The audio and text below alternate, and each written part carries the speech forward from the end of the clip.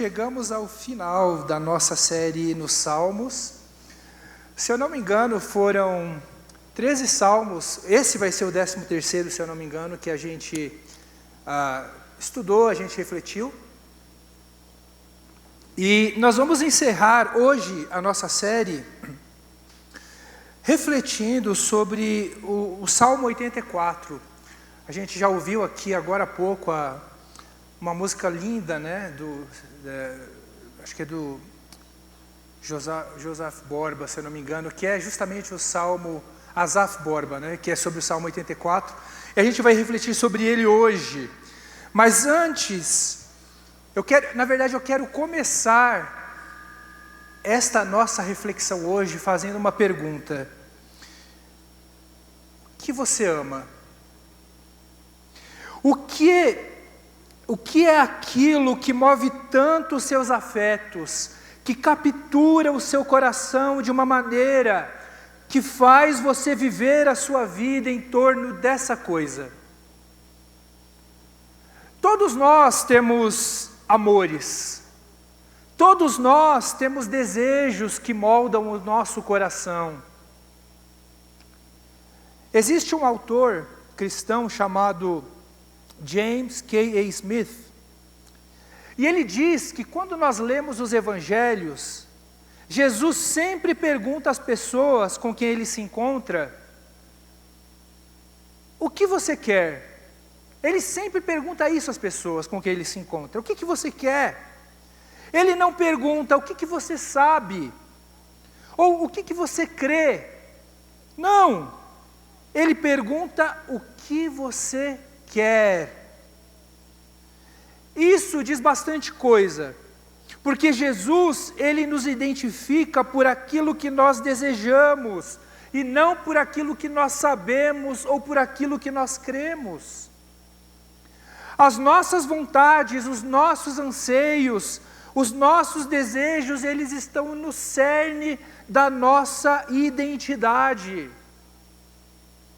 Os nossos desejos, eles reverberam aquilo que está no nosso coração. É por isso que Provérbios, capítulo 4, versículo 23 diz: acima de todas as coisas, guarde o seu coração, pois ele dirige o rumo da sua vida. Nós somos aquilo que nós amamos. Nós somos aquilo que nós desejamos.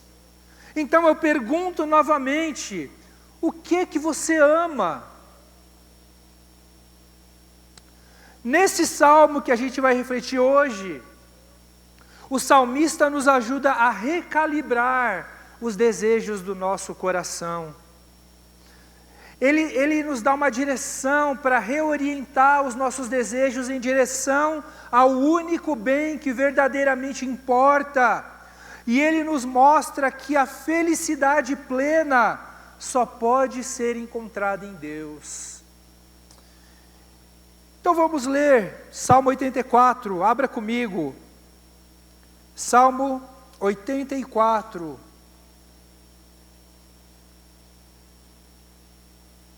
Diz assim: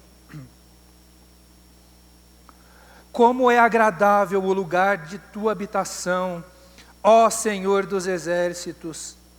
Sinto desejo profundo, sim, morro de vontade de entrar nos pátios do Senhor. Com todo o meu coração e todo o meu ser, aclamarei ao Deus vivo. Até o pardal encontra um lar, e a andorinha faz um ninho, e cria seus filhotes perto do teu altar, ó Senhor dos exércitos, meu Rei e meu Deus. Como são felizes os que habitam em tua casa, sempre cantando louvores a ti. Como são felizes os que de ti recebem forças, os que decidem percorrer os teus caminhos. Quando passarem pelo vale do choro, ele se transformará num lugar de fontes revigorantes. As primeiras chuvas o cobrirão de bênçãos. Eles continuarão a se fortalecer, e cada um deles se apresentará diante de Deus em Sião. Ó Senhor, Deus dos exércitos, ouve a minha oração. Escuta, ó Deus de Jacó. Ó Deus, olha com favor para o rei, nosso escudo, mostra bondade ao teu ungido. Um só dia em teus pátios é melhor que 1000 dias em qualquer outro lugar. Prefiro ser porteiro na casa do meu Deus, a viver na morada dos perversos. Pois o Senhor Deus é nosso sol e nosso escudo. Ele nos dá graça e honra. O Senhor não negará bem algum àqueles que andam no caminho certo. Ó Senhor dos exércitos, como são felizes os que confiam em Ti. Vamos orar, feche os seus olhos. Pai, eu quero Te louvar e Te agradecer, ó Pai, por esta noite, por mais uma oportunidade de estarmos aqui, podendo refletir sobre a Tua palavra, Senhor. Te peço que me ajude, ó Deus, que Teu Espírito fale conosco nesta noite, move corações, ó Pai, que a Tua verdade penetre em nossa alma aqui nesta noite, e que saiamos daqui transformados, ó Deus. Essa é a minha oração, em nome de Jesus. Amém. Amém. Meus irmãos, o primeiro ponto que eu gostaria de destacar nesse salmo é que o que a gente percebe é que Deus é o nosso bem mais precioso. Deus é o nosso bem mais precioso. A gente vê aqui nesse salmo que o amor do salmista é pela presença de Deus. Esse aqui é um salmo de peregrinação. É um salmo de peregrinação, ou seja, é uma música que o povo cantava na estrada, indo para Jerusalém, rumo ao templo. Era uma subida, Jerusalém ficava no alto, e eles subiam aquela estrada, cantando vários salmos, e esse era um deles. E aqui eles estão subindo e cantando, manifestando o desejo de estarem no templo, manifestando o desejo de estarem na presença do Senhor. Então existe um desejo profundo por Deus aqui nesse salmo. Ele diz que ele morre de vontade de entrar no templo e ficar na presença de Deus. Algumas versões bíblicas até dizem: a minha alma suspira e desfalece pela presença do Senhor. Olha que bonito. Ele diz também que um só dia perto de Deus é melhor do que 1000 em qualquer outro lugar. E o salmista, então, ele mal pode esperar para estar perto de Deus. Ele não consegue imaginar uma realidade em que ele se vê separado, em que ele se vê distante de Deus. Isso é inconcebível para o salmista. Ele não consegue pensar nessa situação. Esse salmo aqui, meus irmãos, ele representa a nossa jornada aqui na terra. Hoje, Deus não habita mais em templos, porque Jesus é o templo. Jesus é a perfeita união entre céu e terra, e Ele nos deu o seu Espírito, que habita dentro de nós, que é a presença de Deus dentro de nós. Nós vivemos uma peregrinação aqui na terra. A gente passa por dificuldade, durante o caminho a gente é distraído, a gente tem distrações no caminho, obstáculos, e muitas vezes a gente se perde, tiram a nossa atenção de Deus. Mas uma pergunta que a gente precisa fazer a nós mesmos durante a nossa jornada aqui na terra, durante a nossa peregrinação, é a seguinte: será que nós desejamos a presença de Deus? Será que nós conseguimos nos ver separados de Deus? Ou será que isso é inconcebível para a gente? Pensa, por exemplo, num pai ou numa mãe. Se você é um pai, se você é uma mãe, você deve saber do que eu estou falando. Porque você um bom pai, uma boa mãe, não consegue conceber a ideia de se ver separado do seu filho ou da sua filha.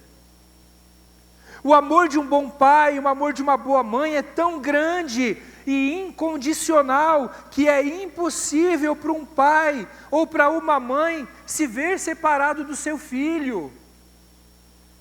A força do amor é tão grande que a separação é a pior coisa que pode acontecer.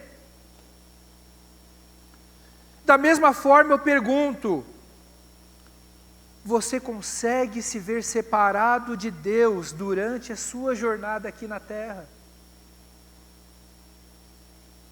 Você consegue pensar em uma vida na qual Deus está completamente ausente? Uma vida em que você não experimenta a graça, não experimenta a misericórdia, não experimenta cuidado, alegria, paz, justiça, amor. Você consegue pensar numa vida sem essas coisas, numa vida sem Deus?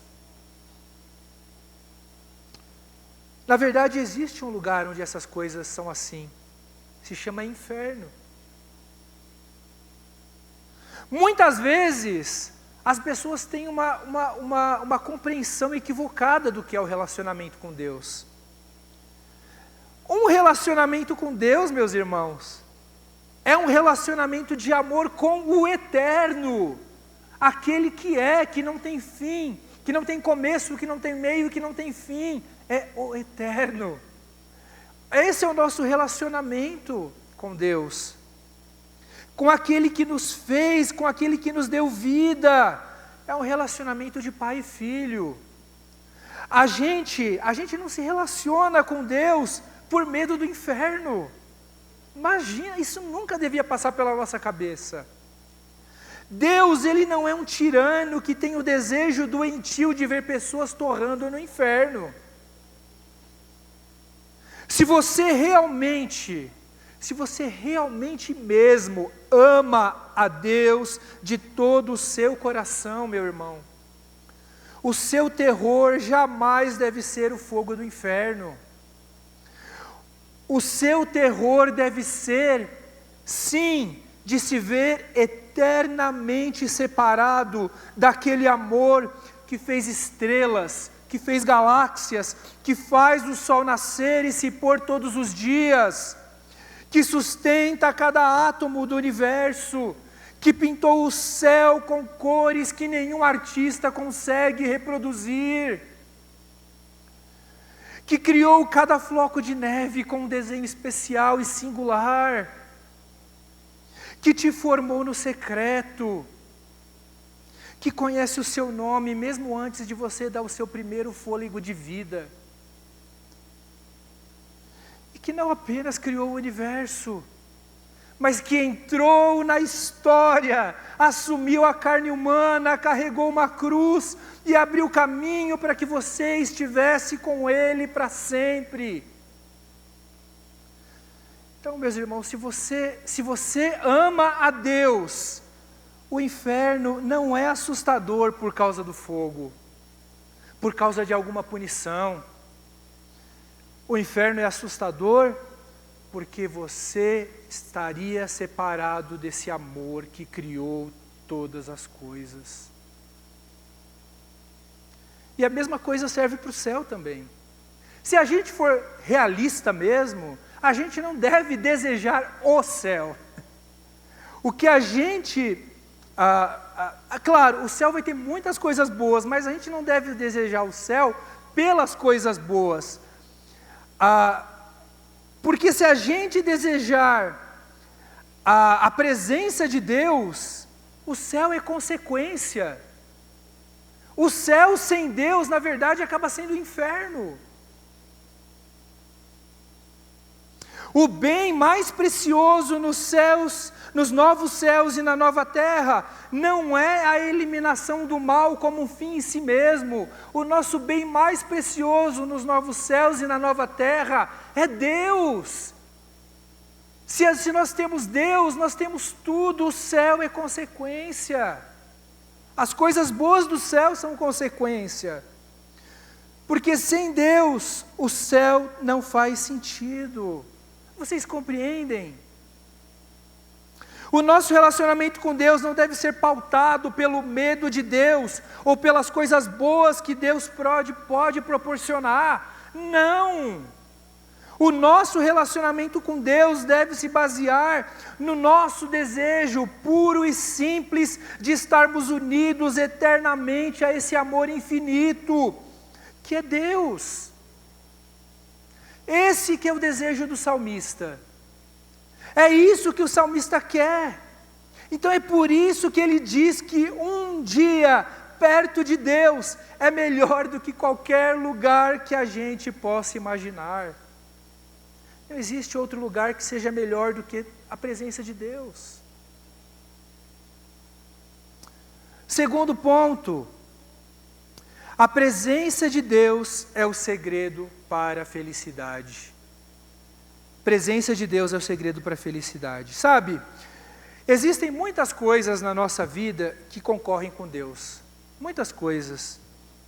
Existem muitas coisas que querem tomar o controle do nosso coração. Desejo por segurança, desejo por conforto, desejo por saúde, desejo por controle, por reconhecimento, por estabilidade, aprovação, sucesso. São tantas coisas. Muita gente busca essas coisas como um fim em si mesmo, achando que a felicidade está nessas coisas. E muitas vezes, as pessoas fazem coisas terríveis para alcançar essas coisas, esses desejos, né? Passam por cima dos outros, humilham, oprimem, mentem, roubam. É assim que funciona a lógica do nosso mundo. É assim.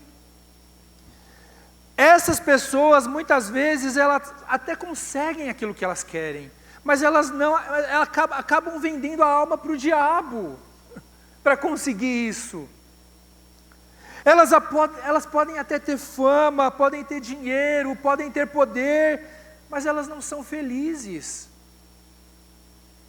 O salmista está dizendo aqui nesse salmo que o segredo da felicidade é desejar a presença de Deus. Desejar as coisas deste mundo, meus irmãos, só vai partir o nosso coração. Porque muitos dos nossos desejos, eles não se realizam. E quando eles se realizam, eles não podem nos satisfazer plenamente. E a gente acaba se decepcionando. Mas se o nosso desejo está na presença de Deus, então nós temos uma felicidade perene, uma felicidade que não acaba. Não importa o que aconteça. Na verdade, existe um outro salmo, ou melhor, é por isso que no versículo 10 o salmista diz: prefiro ser porteiro na casa do meu Deus, a viver na morada dos perversos, porque ele sabe que não vale a pena ter a felicidade dos perversos, porque a felicidade dos perversos é conquistada pelo mal e ela é passageira. Então, em outras palavras, o salmista está dizendo que até aqueles que têm só um pouquinho da presença de Deus são mais felizes do que os perversos que são bem-sucedidos na vida. E agora sim, tem um outro salmo, que é o Salmo 4, Salmo de Davi, que ele diz mais ou menos o que a gente está falando. O Salmo 4, versículo 7 diz: tu me deste alegria maior que daqueles que têm fartas colheitas de cereais e vinho. Davi está dizendo aqui que esses homens só têm alegria quando as coisas vão bem, quando as ações na bolsa de valores deles estão em alta, quando estão crescendo, quando a riqueza e a prosperidade deles aumentam. Ou seja, a identidade desses homens está na instabilidade das coisas desse mundo. Quando a conta bancária está cheia, beleza, está tudo bem, estou feliz. Mas quando a conta bancária está vazia, eles se desesperam. Mas Davi, nesse Salmo 4 que eu mencionei, ele tem alegria o tempo todo, Porque a sua alegria não está na bolsa de valores ou nas riquezas. A sua alegria está naquele que detém toda a riqueza do mundo e Ele vai dar tudo aquilo que Ele precisa. A alegria de Davi não dependia das circunstâncias, porque ela estava fundamentada em Deus. Felicidade no pouco com Deus é muito melhor do que a felicidade no muito sem Deus. Agora, aos olhos do mundo, isso é ridículo. Nós somos perdedores. Aos olhos do mundo, é isso que eles pensam. Mas a Bíblia nos diz que, aos olhos de Deus, nós somos mais que vencedores. Você quer a fórmula da felicidade? Quer? O salmista aqui faz várias referências à ideia de felicidade. No versículo 4 ele diz: como são felizes os que habitam em tua casa, sempre cantando louvores a ti. Versículo 5: como são felizes os que de ti recebem forças, os que decidem percorrer os teus caminhos. Aí agora no versículo 12: ó Senhor dos exércitos, como são felizes os que confiam em ti. O que a gente vê aqui, que ser feliz ou ser abençoado, em primeiro lugar, é ter a presença de Deus. Em segundo lugar, receber força do Senhor no dia do sofrimento. E em terceiro lugar, confiar no Senhor. Essa é a fórmula da felicidade para quem é filho de Deus. Presença de Deus, força do Senhor e confiança nele. É isso. Se a gente vive dessa maneira, a gente não precisa se desesperar quando a gente enfrentar o sofrimento, porque nós confiamos em nosso Deus. Porque quando passarmos pelo vale do choro, Ele se transformará num lugar de fontes revigorantes. As primeiras chuvas nos cobrirão de bênçãos. Pois o Senhor Deus é o nosso sol e o nosso escudo. Ele nos dá graça e honra. O Senhor não negará bem algum àqueles que andam no caminho correto. Na verdade, esse salmo é muito parecido com algumas coisas que Jesus diz no Sermão do Monte sobre a felicidade. Se a gente olhar para Mateus capítulo 6, dos versículos 25 e diante, Jesus diz para não nos preocuparmos com o que comer ou com o que vestir. Aí ele continua no versículo 25, ele diz: observem os pássaros, eles não plantam nem colhem, nem guardam alimento em celeiros, pois seu Pai Celestial os alimenta. Acaso vocês não são muito mais valiosos do que os pássaros? Versículo 33, busquem em primeiro lugar o reino de Deus e a sua justiça, e todas essas coisas lhes serão dadas. E agora aqui, no versículo 3 desse salmo, o salmista usa essa imagem poética, uma imagem tão bonita, do pardal e da andorinha, que eles fazem ninho no templo. O pardal e a andorinha também desejam a presença de Deus, porque é um lugar seguro, é o lugar onde eles estão protegidos. Essa é uma imagem poética muito poderosa. Se até um pássaro encontra abrigo na presença de Deus, quanto mais o coração humano que foi feito para descansar ali. Santo Agostinho, ele dizia: meu coração anda inquieto enquanto não descansa em Deus. E se Deus cuida das aves do céu, dando a elas o que precisam, quanto mais a nós que somos filhos de Deus. Deus não negará bem algum àqueles que andam no caminho correto. Em Romanos capítulo 8, versículo 32, o apóstolo Paulo diz: se Ele não poupou nem mesmo o seu próprio Filho, mas o entregou por todos nós, acaso não nos dará também todas as outras coisas? Se Ele entregou o seu próprio Filho para nos salvar, que é o seu bem mais precioso, será que Deus, acha mesmo que Deus não vai nos dar coisas que são inferiores, que a gente precisa. Deus não vai negar bem algum àqueles que andam corretamente. E esse bem, é claro, é aquele bem que é o bem do ponto de vista de Deus, que Ele sabe o que é melhor para nós. E a gente precisa confiar nisso. A gente precisa confiar na sabedoria de Deus. Terceiro ponto, meus irmãos. Você é aquilo que ama. Você é aquilo que ama. Nós somos aquilo que amamos. Aquilo que você ama, aquilo que você deseja, faz parte de quem você é, faz parte da sua identidade. Se você deseja controle, você vai ser uma pessoa ansiosa, você é uma pessoa rígida, dominadora, alguém que vive tentando sustentar o universo nas suas próprias mãos. Se você deseja aprovação, você vai ser refém da opinião dos outros. Você vai ser moldado pelas expectativas de outras pessoas. Você vai ter uma identidade frágil. Se você deseja segurança acima de tudo, você vai ser alguém constantemente ameaçado pelo medo. Pelo medo, pelo futuro, pelo que vai acontecer amanhã.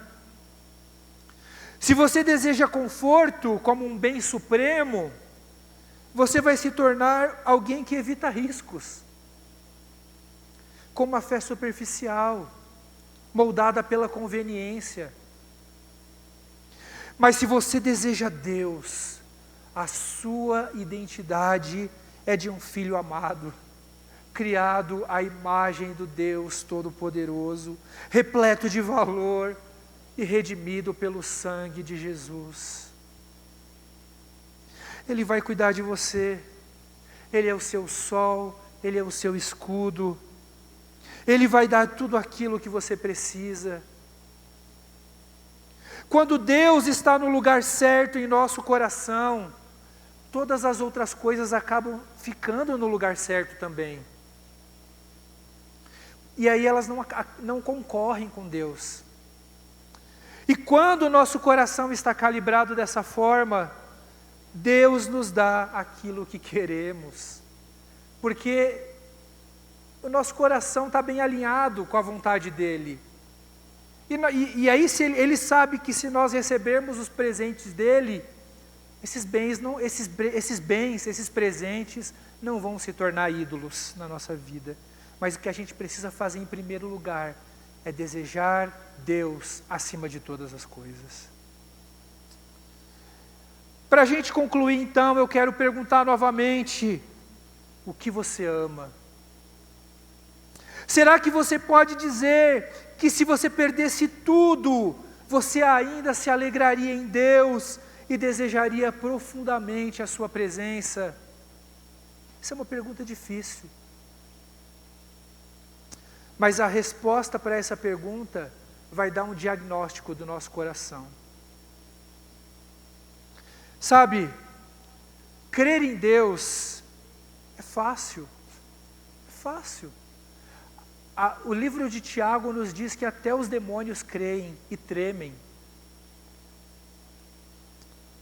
Agora, amar a Deus e desejar e praticar a sua presença é uma coisa completamente diferente. Uma coisa é crer, outra coisa é amar. Os demônios creem em Deus, mas eles não amam a Deus. Muitos religiosos sabem tudo sobre Deus, sabem tudo sobre Bíblia, sabem tudo sobre teologia, mas eles olham para Deus simplesmente como um mero objeto de estudo acadêmico. Eles estão distantes de Deus. É como Jesus fala, né? Os seus lábios falam, citam, fazem louvores, falam coisas bonitas de Deus, mas o coração deles é vazio. São como sepulcros caiados. Era o problema dos fariseus. Existia um homem chamado Irmão Lourenço. Ele foi um monge no século XVII. E ele escreveu uma série de cartas Na verdade, ele era cozinheiro no monastério. E ele odiava o trabalho dele. Ele não gostava de cozinhar. Só que ele descobriu que ele poderia se alegrar em Deus e encontrar a presença de Deus mesmo nas coisas que ele achavam que eram entediantes. E ele começou a praticar a presença de Deus todos os dias no trabalho dele. E ele escreveu uma série de cartas explicando como praticar a presença de Deus no nosso dia a dia, né? E essas cartas viraram um livro chamado A Prática da Presença de Deus. E tem um determinado momento que o irmão Lourenço diz assim: nós precisamos conhecer alguém antes de podermos realmente amá-lo. Para conhecer a Deus, precisamos pensar nele com frequência. Uma vez que passamos a conhecê-lo, pensaremos nele ainda mais frequentemente, porque onde está o nosso tesouro, ali também estará o nosso coração. Aquilo que você deseja constitui a sua identidade. Ou, como cita aqui o irmão Lourenço, na verdade, fazendo uso das palavras de Jesus, né? Onde está o seu tesouro, é também onde está o seu coração. Você realmente ama a Deus ou você só crê em Deus? O salmista aqui, ele amava a Deus, ele desejava a sua presença, ele mal podia se conter, ele mal podia esperar para chegar no templo. E se você é um filho de Deus, Deus vai fazer aquilo que for preciso para tirar suas distrações desse mundo e atrair seu coração de volta a Ele. É por isso que muitas vezes Deus permite que a gente sofra. C.S. Lewis dizia que o sofrimento é o megafone de Deus para despertar um mundo surdo. O que ele quer dizer com isso, né? Ele está dizendo que o sofrimento muitas vezes serve como a única maneira de termos o nosso coração recalibrado e aprendermos que o bem mais precioso que nós temos nesta vida e na vida vindoura é Deus. É Ele que habita dentro de mim e dentro de você por meio do Espírito Santo. E mais uma vez, o irmão Lourenço diz: pense em Deus o mais frequentemente que puder, dia e noite, em tudo que você fizer. Ele está sempre com você. Assim como seria falta de educação abandonar um amigo que estivesse visitando você, por que você desrespeitaria Deus abandonando a sua presença? Não se esqueça dele. Pense nele com frequência, adore-o sem cessar. Viva e morra com ele. Esse é o verdadeiro ofício dos cristãos. Resumindo em uma palavra, essa é a nossa profissão. Se não sabemos fazer isso, precisamos aprender. Meus irmãos, assim como a corça anseia pelas águas, a nossa alma precisa desejar a presença do Senhor diariamente. Assim como o salmista desejava a presença do Senhor e mal podia se aguentar para chegar no templo, assim deveria ser o nosso coração também. E é muito triste pensar que por causa do pecado, as distrações dessa vida acabam tirando a nossa atenção de Deus. E às vezes a gente passa pelo deserto justamente para a gente aprender essa lição. Para aprender essa lição de que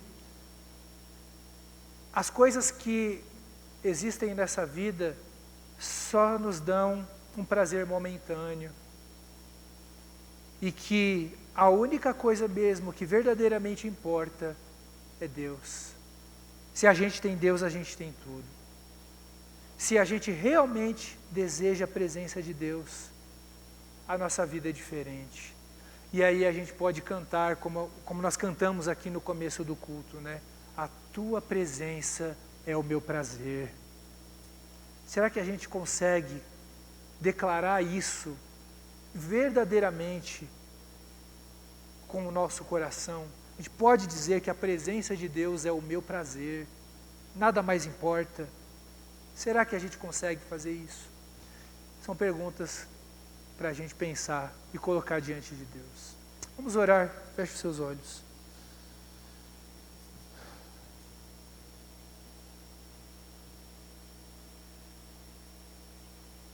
Pai amado, ó Deus, a vida aqui nessa terra, ela não é fácil, Senhor. Nós vivemos aqui peregrinando, Senhor. Tantas coisas nessa jornada tiram a nossa atenção. Preocupações, dinheiro, família, trabalho, casamento, casa, enfim, ó Deus, tantas coisas tiram a nossa atenção de Ti, Senhor. Coisas que muitas vezes são legítimas, que a gente deve pensar, mas que muitas vezes acabam dominando o nosso coração de uma maneira que não deveria. Tem misericórdia, Senhor, do nosso pecado, misericórdia do nosso coração, ó Deus. Recalibra, Senhor, a nossa alma. O nosso coração é uma bússola, ó Pai. É uma bússola que muitas vezes está desregulada e que precisa do Teu Espírito para que seja recalibrada, apontando para o lugar certo, apontando para o norte, apontando para Ti, Senhor. Que a gente viva, Senhor, uma vida que deseja somente a Ti e nada mais. Que a gente possa se desapegar das outras coisas, Senhor. Esse desapego não é fácil, é doloroso.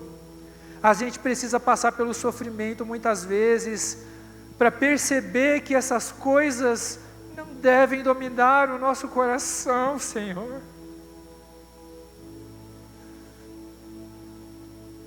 Não é fácil, Senhor, mas que a gente aprenda a lição de que só o Senhor é o nosso bem mais precioso, Pai, aqui nessa vida e na vida por vir. Vem, Senhor, muda a nossa vida, Senhor, muda a nossa forma de pensar, muda a nossa forma de agir, forma de ver o mundo, que a gente possa perceber que o Senhor, que a presença do Senhor é o lugar seguro, assim como o pardal, assim como a andorinha fazem ninho na Tua presença, porque é o lugar mais seguro que pode existir, ó Deus. Vem, Senhor, vem, ó Pai, que a gente possa sentir a necessidade de Te buscar a cada dia, assim como a corça anseia por águas, que a nossa alma tenha sede de Ti. Essa é a nossa oração, ó Pai, em nome de Jesus, amém.